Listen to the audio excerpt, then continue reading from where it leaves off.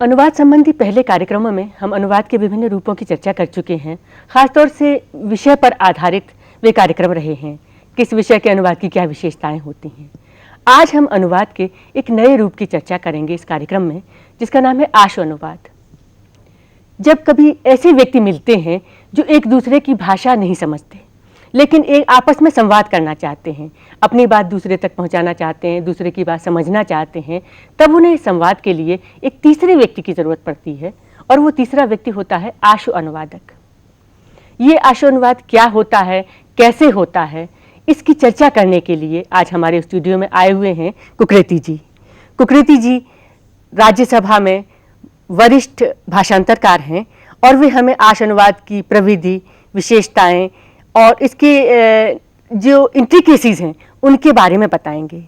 कुकृति जी, हमें बताइएगा कि आशु अनुवाद क्या होता है और ये किस तरीके से किया जाता है तथा ये सामान्य अनुवाद से किस तरह से भिन्न होता है। हाँ रीता जी, सबसे पहले मैं आपके शब्द पर आता हूँ जो आपने इस्तेमाल किया है, आशु अनुवाद। इंटरप्रिटेशन के लिए कई शब्दों का प्रचलन है और अलग अलग जगह अलग अलग संदर्भों में अलग अलग शब्दों का इस्तेमाल होता है। जैसे आपने आशु अनुवाद कहा, इसी तरह से वार्तानुलाप भी है, वार्तानुवाद भी है और मौखिक अनुवाद जिसे ज़्यादातर लोग जानते हैं वो है। लेकिन संसद में इसके लिए एक शब्द का इस्तेमाल किया जाता है, भाषांतरण, और इंटरप्रेटर के लिए भाषांतरकार का इस्तेमाल किया जाता है। तो अभी आपने जो सवाल किया था मुझसे कि मूल अंतर क्या है अनुवाद और इंटरप्रिटेशन में या भाषांतरण में, तो मैं आपको सबसे पहले बताऊं कि अनुवाद मूलतः लिखित रूप में होता है और इसलिए अनुवाद करने के लिए अनुवादक के पास काफ़ी समय होता है। वो बहुत सोच समझ कर अनुवाद कर सकता है। जो डिक्शनरी हैं, शब्दकोश हैं या संदर्भ ग्रंथ हैं, उनकी मदद ले सकता है, दूसरे साथियों की और दूसरे व्यक्तियों का परामर्श करके अपने अनुवाद में सुधार ला सकता है। लेकिन इंटरप्रेटर या जो भाषांतरकार होता है उसको ये सुविधा मौजूद नहीं है। उसे तत्काल अनुवाद करना होता है और ये समझ लीजिए जैसे कि धनुष से कोई तीर छूट गया है, इसी तरह से अनुवाद निकलना चाहिए। उसके बाद ऐसी कोई गुंजाइश नहीं होती कि उसको वापस ले ले। तो मूल अंतर सबसे पहले ये है और दूसरे तरह के अंतर हैं जिनके बारे में चर्चा के दौरान हम करेंगे। हाँ, तो खास अंतर तो यही हुआ कि अनुवाद सामान्यतः लिखित होता है। एक हमारे पास टेक्स्ट मौजूद होती है, उस टेक्स्ट के बारे पर व्यक्ति पढ़ता है, उस पर विचार करता है और सोच समझ के उसे लिखता है। लेकिन आशु अनुवाद जो है, जिसमें खास तौर से इसके लिए आशु अनुवाद शब्द इसीलिए इस्तेमाल किया कि तुरंत करना होता है और आशु हमारे हिंदी में तुरंत करने के लिए इस्तेमाल किया जाता है, क्योंकि भाषांतरण तो सामान्य अनुवाद में भी होता है और इसमें भी होता है। इसमें इसकी जो तुरंत एक एक्सटेम्पोर तरीके की सिचुएशन होती है, उसके लिए हमने आशु अनुवाद के की बातचीत की। इसलिए नाम दिया। वैसे हम कोई भी शब्द इस्तेमाल कर सकते हैं, कोई रिजिडिटी नहीं है, मगर इसके बारे में हम ये जानना चाहेंगे कि इसकी अनुवाद हमें, ये जो आशु अनुवाद है, इसकी हमें ज़रूरत कहाँ कहाँ पड़ती है और क्यों पड़ती है खासतौर से। रीता जी, जैसा कि आप जानते हैं, सभी लोग जानते हैं कि ख़ास तौर से भारत के संदर्भ में, भारत एक बहुभाषी देश है और यहाँ कई तरह की भाषाएं और बोलियां बोली जाती हैं। एक प्रांत का व्यक्ति अगर दूसरे प्रांत में आता है तो कई बार ये उसके सामने कठिनाई पैदा हो सकती है कि वो उसकी भाषा न समझे। इसी तरह से विदेश के कुछ यात्री आते हैं, कुछ पर्यटन के लिए आते हैं, दूसरी तरह से और जो लोग आते हैं जैसे कि व्यापारिक प्रतिनिधिमंडल के रूप में आते हैं या सांस्कृतिक प्रतिनिधिमंडल के रूप में लोग आते हैं। जब इस देश में आते हैं तो उनको दूसरे यहाँ के रहने वाले लोगों के साथ एक संवाद स्थापित करना ज़रूरी होता है। जैसा कि आपने शुरू में कहा था, उस संवाद स्थापित करने की भूमिका इंटरप्रेटर करता है। वो उन दोनों व्यक्तियों के बीच में एक सेतु का काम करता है, पुल का काम करता है और एक दूसरे की बात को समझाता है। तो उसकी व्यावहारिक जो ज़रूरत है सबसे पहले यहीं से होती है कि यात्रियों को या किसी बाहर के लोगों को जो उस भाषा को नहीं जानते और जिस भाषा में बातचीत हो रही है उस भाषा को समझाने का काम इंटरप्रेटर करता है, ये उसकी ज़रूरत होती है। इसके अलावा जो दूसरे इलाके हैं, दूसरे क्षेत्र हैं, वो हैं जैसे सम्मेलन होते हैं, अंतर्राष्ट्रीय सम्मेलन या अंतर्राज्यीय सम्मेलन है, जहाँ एक भाषा ही आधार नहीं होता, माध्यम नहीं होता, बल्कि कई भाषाओं के माध्यम से वहाँ की कार्यवाही चलती है।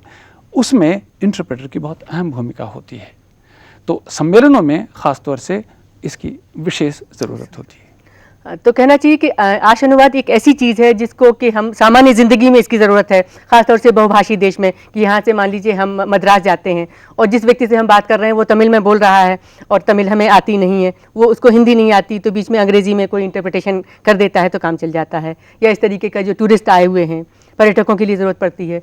तीसरी आपने बात बताई वो थोड़ी ज़्यादा महत्व की बात रही कि जैसे अंतर्राष्ट्रीय सम्मेलन हैं या अंतर्राष्ट्रीय कोई गेस्ट आए हुए हैं, वे अगर इस ऐसी भाषा को बोलते हैं जो कि हमारे देश की भाषा नहीं समझी जाती, तो उनके लिए ज़रूरत पड़ती है। तो इसका महत्व कहना चाहिए कि राष्ट्रीय और अंतर्राष्ट्रीय कई तरीके से इसका महत्व हुआ। मगर एक प्रश्न और है कि हमारा देश बहुभाषी देश है, तो स्वाभाविक है कि हमारी जो शासन प्रक्रिया है, शासन व्यवस्था है, उसमें भी बहुत सी भाषाओं की भूमिका है। राज्यों की भाषाएं अलग हैं और संघ की भाषा अलग है। तो हमारी जो पार्लियामेंट है उसमें भी आशानुवाद की आवश्यकता पड़ती होगी। वो किस तरीके से पड़ती है, जरा उस पर प्रकाश डालिएगा। हाँ, आपके प्रश्न पर आने से पहले मैं थोड़ा सा एक अंतर बता देना चाहता हूँ, क्योंकि इंटरप्रिटेशन या आशानुवाद भी दो तरह का होता है। ये मैं स्पष्ट कर देना चाहता हूँ, क्योंकि अभी आपने जिक्र किया था पर्यटकों का, यात्रियों का, दूसरे लोगों का और उसके साथ ही सम्मेलन का भी। तो इसमें दो तरह के आशानुवाद का प्रयोग होता है। जहाँ यात्री है और पर्यटक होते हैं, वहाँ जिस तरह के आशानुवाद की ज़रूरत होती है उसे कहते हैं कंसेक्यूटिव इंटरप्रिटेशन या क्रमिक अनुवाद। क्रमिक आशानुवाद कहा जाता है। उसमें यह होता है कि आपने अपनी बात कह दी, मैंने सुन के समझ के दूसरे व्यक्ति को वो बात समझा दी है। यानी आप जब अपनी बात समाप्त करेंगे तब मैं आपकी बात सुनकर इन्हें समझाऊंगा।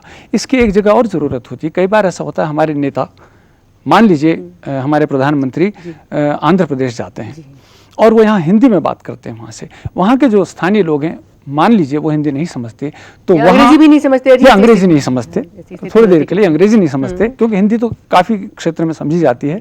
लेकिन आपने अच्छा उदाहरण दिया, अंग्रेजी जैसे कम लोग समझते हैं। अगर उन्होंने भाषण अंग्रेजी में दिया तो वहाँ ये होगा कि जो एक बहुत बड़े जो लोग या जन समुदाय वहाँ इकट्ठा हुआ है, उन तक वो बात नहीं पहुँचेगी। तो ऐसी सुविधा के लिए वहाँ इंटरप्रेटर होता है।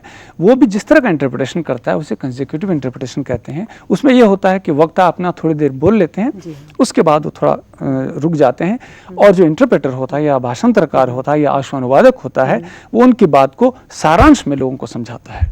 तो ये तो हो गया क्रमिक अनुवाद जिसे आप कहते हैं। दूसरे जो अनुवाद या सम्मेलन के संदर्भ में आपने कहा, वो है साइमल्टेनियस इंटरप्रिटेशन या साथ साथ अनुवाद किया जाना, युगपद भाषांतरकरण, या आप ये कह सकते हैं कि आप इसके लिए कोई भी दूसरा शब्द इस्तेमाल कर सकते हैं साइमल्टेनियस इंटरप्रिटेशन के लिए। माने ये इस तरीके से होता होगा कि एक तरफ वक्ता अपनी बात कहता जाता होगा, साथ के साथ अनुवाद चलता रहता होगा। जी जी, ये बिल्कुल ऐसा ही है कि वक्ता रुकता नहीं है और इंटरप्रेटर भी साथ साथ बोलता जाता है। वक्ता को रुकने की ज़रूरत नहीं है। तो इसके लिए ये ज़रूरी है कि एक यांत्रिक व्यवस्था हो। अच्छा, उसमें ऐसा होता है कि वक्ता अपने बोल रहे हैं तो वो माइक पर बोलते हैं, और जो इंटरप्रेटर है उसके लिए एक विशेष बूथ बना होता है। उस बूथ में वो बैठता है और जो वक्ता हैं उनकी बात को इस हेडफोन या ईयरफोन के ज़रिए सुनता है, और साथ में उसके माइक होता है, वो कई बार हेडफोन पर भी लगा होता है या अलग से भी होता है। वहाँ उस पर वो उस भाषा में, जिसमें मान लीजिए अंग्रेज़ी में भाषण चल रहा है, वो हिंदी में करना चाहता है, वो हिंदी में उसका अनुवाद करके साथ साथ अनुवाद करता है, जिसको कि अन्य सदस्य जो सम्मेलन में, या आपने भी संसद का उल्लेख किया है, संसद में जो दूसरे सदस्य हैं वो उस अनुवाद को सुनना चाहें, मान लीजिए उन्हें अंग्रेजी नहीं आती या हिंदी नहीं आती या कोई दूसरी भाषा नहीं आती, उसका वो अनुवाद सुनना चाहते हैं तो उसके माध्यम से सुन सकते हैं। इस यांत्रिक व्यवस्था को आप दिखाएंगे जरा हम? हाँ, है ना, ये देख सकते हैं अभी, ये इंटरप्रिटेशन का आपको एक दृश्य दिखाते हैं कि कैसे इंटरप्रिटेशन होता है। और इसमें आप देखेंगे कि उसमें एक हेडफोन ऊपर से लगा है, इसके माध्यम से जो इंटरप्रेटर है वो इसको सुनता है। Sir, many of the predicaments that we are facing in our relationship with the WTO विश्व व्यापार संगठन से हमारे संबंधों को लेकर हैं, वो हमारे अपने बनाए हुए हैं। हम बहुत भयभीत हो गए हैं। शुरुआत में विश्व बैंक था, अंतर्राष्ट्रीय मुद्रा कोष था, और अब एक तीसरा प्रेत भी आ गया है जिसे विश्व व्यापार संगठन कहते हैं। हम इतने ज्यादा भयभीत हो गए हैं कि अगर हम उनकी बात नहीं सुनते तो हमारे लिए अंधेरा ही अंधेरा है। हमें अपने को इतना गिराना नहीं चाहिए। हम एक बहुत विशाल देश है, हमारा बहुत बड़ा देश है। सारी दुनिया भी हमारे खिलाफ हो जाए तो भी हम जीवित रहेंगे। अगर कोई व्यापार नहीं होता तब भी हम जीवित रहेंगे। हमारे पास काफी पैसा पड़ा हुआ है जो आड़े वक्त हमारे काम आ सकता है। हमारे पास इतने लोग हैं जो हमारे माल के लिए मांग पैदा कर सकते हैं। इसलिए हमें इस बात पर घबराना नहीं चाहिए कि अगर हम WTO की बात नहीं सुनते तो हमारे लिए कोई मुक्ति नहीं है। इसलिए जैसा कि मैंने पहले कहा, मैं फिर आपको बता दूं कि जो मुश्किलें हम महसूस कर रहे हैं वो हमारे अपनी बनाई हुई हैं। हाँ, अभी आपने जो उदाहरण दिखाया उसमें अभी हमने देखा कि एक तरफ से इंटरप्रेटर सुनता जा रहा है, दूसरी तरफ से अपनी बातचीत कहता जा रहा है, और श्रोता को तो ये जिस भाषा में सुनना चाहता होगा उसी भाषा में सुनाई दे रही होगी बात। तो इसके लिए उसको क्या करना पड़ेगा? जहाँ पर बैठा हुआ है वहाँ उसके सामने ऐसी व्यवस्था होती है कि अपनी पसंद की भाषा वहाँ पे में सुन सके। जी हाँ, आपने बिल्कुल सही कहा। उसके सामने एक चैनल सेलेक्टर होता है, उसमें अलग अलग चैनल होते हैं। एक फ्लोर लैंग्वेज होती है जो कि उस फ्लोर में, यानी जो मूल वक्ता का जो भाषा है उसको सुन सकता है, उसके माध्यम से वो फ्लोर चैनल से सुन सकता है। वो वैसे भी सुन सकता है बिना ईयरफोन के, लेकिन ईयरफोन से क्योंकि बहुत साफ सुनाई देता है इसलिए ईयरफोन के माध्यम से फ्लोर लैंग्वेज भी सुन सकते हैं, फ्लोर भाषा भी सुन सकते हैं। लेकिन अगर उसे अनुवाद सुनना है तो उसके लिए चैनल्स का सिलेक्शन किया जाता है। जैसे नंबर 1 पर हिंदी आएगी, नंबर 2 पर अंग्रेज़ी आएगी, और अगर और भाषाओं की व्यवस्था भी है तो इस तरह से चैनल्स को बांट दिए जाते हैं। तो उसने जिस भाषा में सुनना होता है वो उस चैनल को लगाकर उनको सुनता है। तो इस तरह से उसका अभी आपने कहा फ्लोर लैंग्वेज, तो फ्लोर लैंग्वेज का मायने हम ये समझें कि जिस भाषा में वक्ता बोल रहा है वो फ्लोर लैंग्वेज है। तो जैसे हमारी संसद है उसमें हिंदी अंग्रेजी तो दोनों चीजें चलती हैं, तो ये वक्ता के ऊपर है कि वक्ता अगर हिंदी में बोल रहा है तो हिंदी फ्लोर लैंग्वेज रही, और वक्ता अंग्रेजी में बोल रहा है तो अंग्रेजी फ्लोर लैंग्वेज। जी जी, तो संविधान में व्यवस्था ये है, अभी संविधान की जो संसद की जो भाषा है संविधान के अनुसार हिंदी और अंग्रेजी है, लेकिन राज्यसभा में सभापति ने और लोकसभा में स्पीकर या अध्यक्ष ने ये सुविधा सदस्यों को दी है कि वो चाहें तो अपनी मातृभाषा में बोल सकते हैं, और उसके लिए अनुवादकों की व्यवस्था की गई है। तो संसद में सभी भाषाओं के अनुवादक वहाँ हैं, और अगर किसी सदस्य को अपनी मातृभाषा में बोलना है तो वो उसका नोटिस देता है 1 घंटे पहले, और उस नोटिस को प्राप्त करने के बाद जो इंटरप्रेटर होता है वो इंटरप्रेटर बूथ में बैठ जाता है, और जब उसका भाषण शुरू होता है वो उस भाषा में अनुवाद करता है। अब एक बात और आपको बताऊं, माना तेलुगु में भाषण हो रहा है तो तेलुगु से अंग्रेजी में अनुवाद होता है, अब हिंदी में कैसे आएगा? तो हिंदी का जो अनुवादक होता है वो इसके अंग्रेजी अनुवाद को उस चैनल से सुनता है जिस चैनल पर अंग्रेजी ने आना है, और फिर उसका हिंदी अनुवाद करता है। तो इस तरह से इसके समझिए 3 चैनल इकट्ठे चलते हैं, 3 चैनल एक साथ चल रहे हैं। वक्ता तेलुगु में बोल रहे हैं और उनका अंग्रेजी में अनुवाद चल रहा है, एक इंटरप्रिटेशन अंग्रेजी में चल रहा है, दूसरा इंटरप्रिटेशन हिंदी में चल रहा है। तो 3 स्थितियां एक साथ साथ चला करती हैं, 3 साथ साथ चल रही है। ये बड़ी रोचक चीज आपने हमें बताई है यहाँ पे, और इससे जानकारी भी बढ़ती है हमारी संसदीय प्रक्रिया के बारे में। अच्छा, इस तरीके का जो आपने बताया कि जो सिमल्टेनियस इंटरप्रिटेशन है या जो साथ साथ अनुवाद है, जाहिर है कि इसमें बहुत सतर्कता और बहुत सावधानी की ज़रूरत है, और इसकी कुछ खास विशेषताएं भी होंगी। आप चूँकि इस प्रक्रिया से जुड़े हुए हैं तो हमें इसकी जानकारी दें कि ये साइमल्टेनियस इंटरप्रिटेशन किस तरीके का होता है, इसकी क्या प्रविधि है?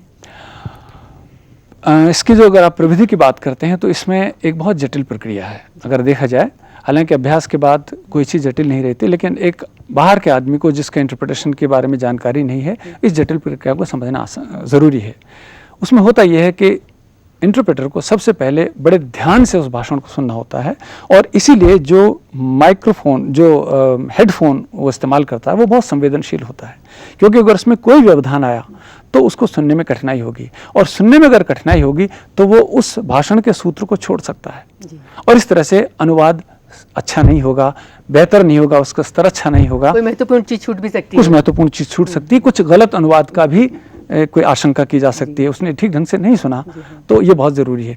तो एक तो उसे सुनना बहुत ज़रूरी है, उसके बाद उसको मानसिक रूप से जो कुछ शब्द हैं ऐसे आए हैं उनको मानसिक रूप से उनके जो समानार्थी शब्द हैं दूसरी भाषा में जिसमें उसने अनुवाद करना है उनके बारे में सोचना है। और तीसरा ये है कि तमाम सोचकर उस जो वाक्यांश भी हैं या शब्द हैं उनका समानार्थक शब्द सोचकर उसे साथ साथ बिना रुके ये इंटरप्रिटेशन करना है, लेकिन इस प्रक्रिया में उसे निरंतर सुनना है, निरंतर सोचना है और निरंतर अनुवाद करना है। तो आपके कहने का मायने तो ये हुआ कि सुनने की, सोचने की, भाषा के लिए नया पर्याय देने की और बोलने की, ये 4 चीज़ें साथ साथ चलती हैं जी। ये काफ़ी कहना चाहिए एक तरीके से ह्यूमन कंप्यूटर काम करता है उसके दिमाग में, आप है ना। तो मगर ये बात इस पे फिर मैं इस पे थोड़ी जानकारी चाहूँगी खासतौर से हमारे छात्रों के लिए कि ये जो है ना सुनने और बोलने की, क्योंकि आम स्थिति ये होती है जीवन की कि हम या तो सुनते हैं या बोलते हैं, दोनों काम इकट्ठे नहीं करते, मगर ये प्रक्रिया ऐसी है और ये लगातार चलने वाली प्रक्रिया है जिसमें आप सुनते भी हैं और बोलते भी हैं। तो इसको आप कैसे मैनेज करते हैं? आपने सही कहा, इससे पहले आपने भी कंप्यूटर का शब्द इस्तेमाल किया था। मैं थोड़ा एक रोचक बात आपको बताता हूँ। ये अनुभव हुआ था, एक अंतर्राष्ट्रीय सम्मेलन में मुझे भाग लेने का मौका मिला था। उसमें विभिन्न भाषाओं का साथ साथ अनुवाद हो रहा था। उसमें फ्रेंच थी, स्पेनिश, इंग्लिश, हिंदी, इन सब की व्यवस्था थी। तो वहाँ के जो निवासी थे, ग्रामीण निवासी जो हिंदी में सुन रहे थे, वो उनमें बड़ा कौतूहल था। अच्छा। बड़ी उत्सुकता से वो सोच रहे थे कि मशीन काम कर रही है, व्यक्ति काम नहीं करता।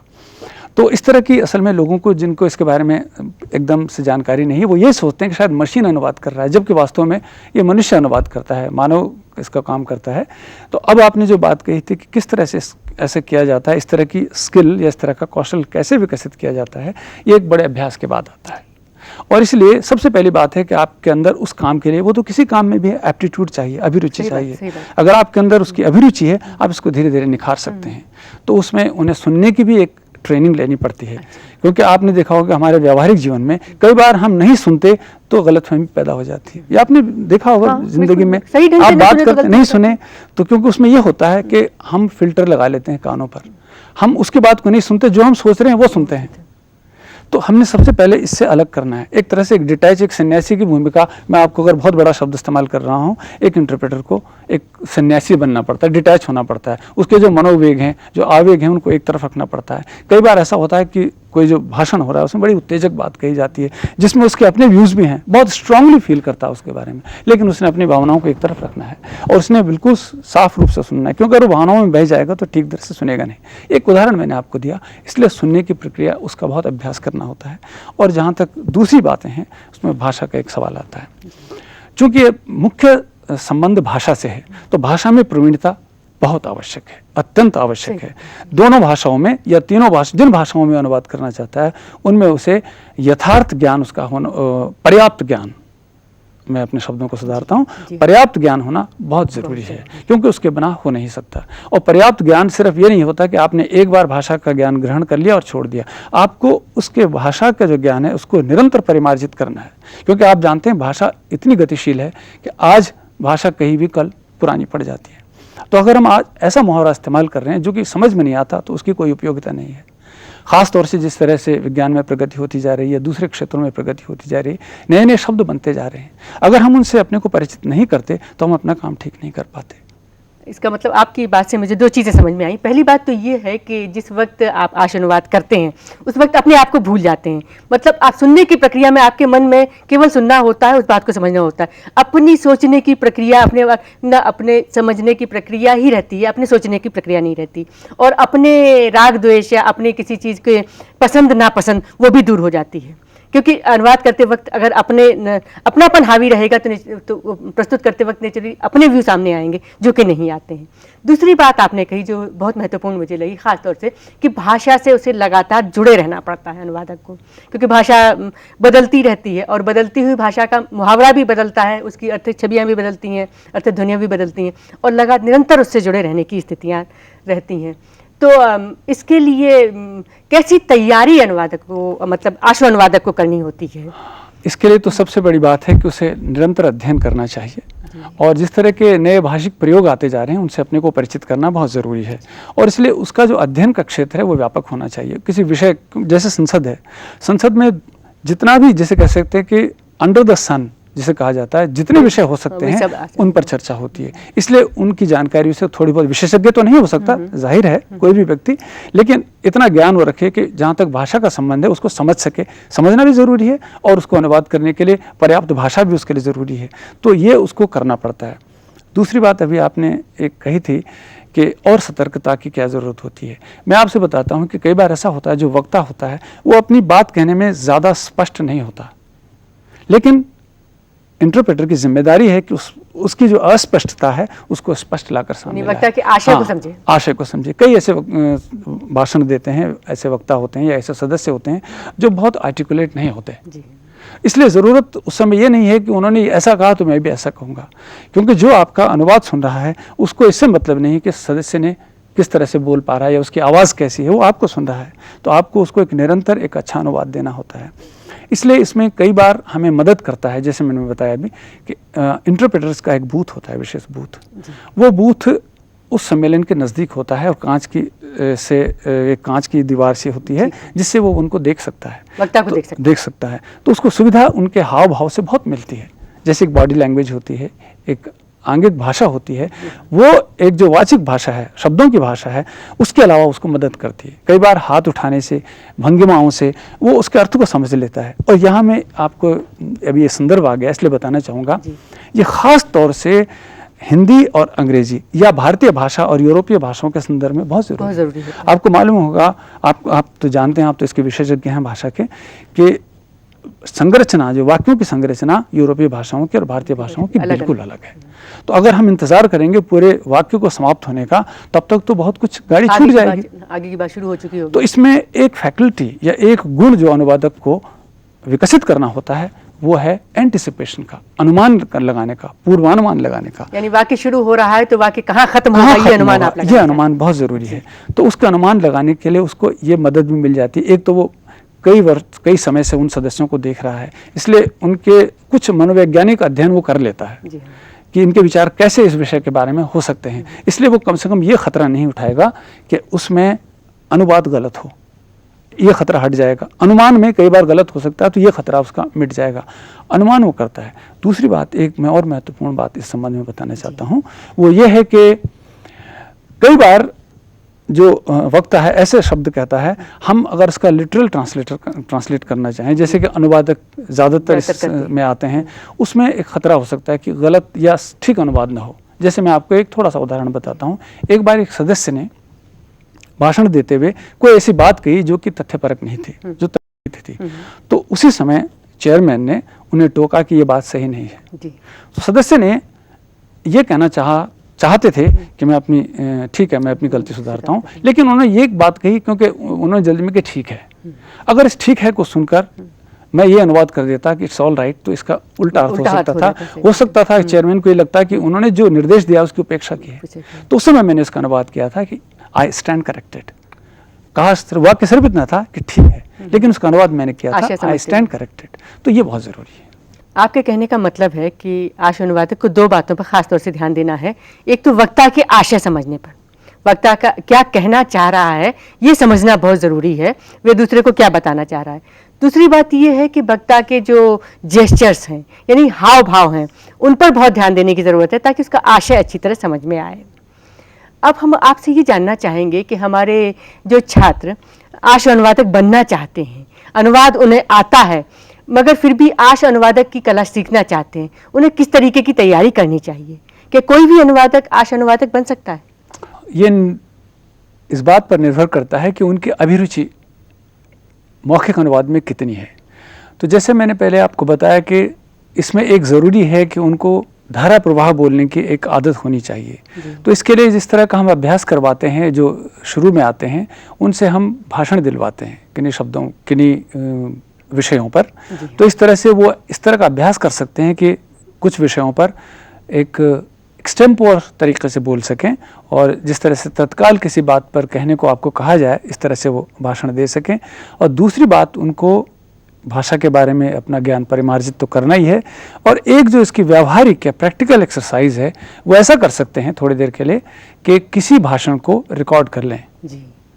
और रिकॉर्ड करके वो टेप रिकॉर्डर के थ्रू और हेडफोन से, एयरफोन से उसको सुने और उसका निरंतर अभ्यास करते जाएंगे। क्योंकि ऐसा भी हो सकता है वो किसी दूसरे व्यक्ति को कहें कि आप बोलिए और मैं करता हूँ। इसमें ऐसा हो जाता है, मनोवैज्ञानिक स्थिति है कि जैसे कोई व्यक्ति ये सुन रहा है कि ये नहीं कर रहा है तो रुक जाता है वो, लेकिन टेप रिकॉर्डर तो बजता रहेगा। तो उसमें वो टेप में अगर उसको कर लेते हैं किसी भाषण को। और एक बात और ध्यान देने की बात है, मैं भाषण शब्द कह रहा हूँ, किसी लिखित लेख को नहीं, क्योंकि लेख के लिखने की प्रक्रिया और भाषण की प्रक्रिया बिल्कुल अलग है जी। इसलिए अनुवाद, जो मौखिक अनुवाद है वो भाषण का ही हो सकता है, अच्छा अनुवाद, लिखित रूप का नहीं।